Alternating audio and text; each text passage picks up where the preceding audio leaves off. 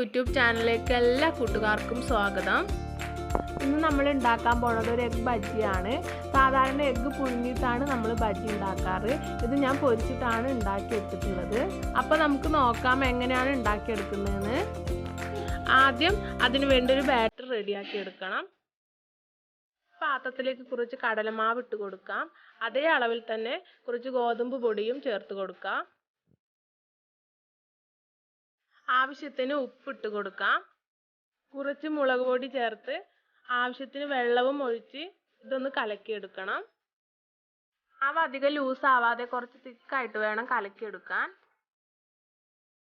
ശേഷം ഒരു ബൗളിലേക്ക് 3 മുട്ട പൊട്ടിച്ചൊഴിക്കാം. ശേഷം അതിലേക്ക് കുറച്ച് കാന്താരി ചതച്ചതാണ് ഇട്ട് കൊടുത്തത്. ഇതിന് പകരം കുറച്ച് കുരുമുളക് പൊടി ചേർത്ത് കൊടുത്താലും മതി.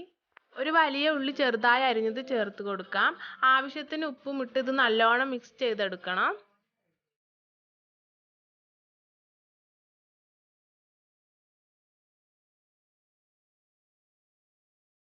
ഒരു പാൻ ചൂടാക്കി അതിൽ എണ്ണ തടവിയതിന് ശേഷം കുഞ്ഞു കുഞ്ഞു ഓംലെറ്റുകളായി ഇത് ചുട്ടെടുക്കണം.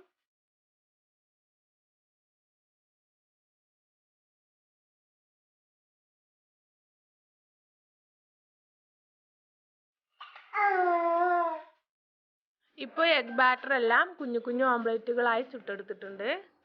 ഈ ഓംലെറ്റുകളെല്ലാം നമ്മൾ റെഡിയാക്കി വെച്ചിരുന്ന കടലമാവിൻ്റെ ബാറ്ററിൽ മുക്കി എണ്ണയിൽ പൊരിച്ചെടുക്കാം. നമ്മൾ ഗോതമ്പ് പൊടി ചേർത്തത് കൊണ്ട് തന്നെ ഇത് നല്ലപോലെ പൊങ്ങി സോഫ്റ്റായി വരും. ഇതുപോലെ നമുക്ക് എല്ലാം ചുട്ടെടുക്കാം. എഗ് ബജി ഇവിടെ റെഡിയായി വന്നിട്ടുണ്ട്.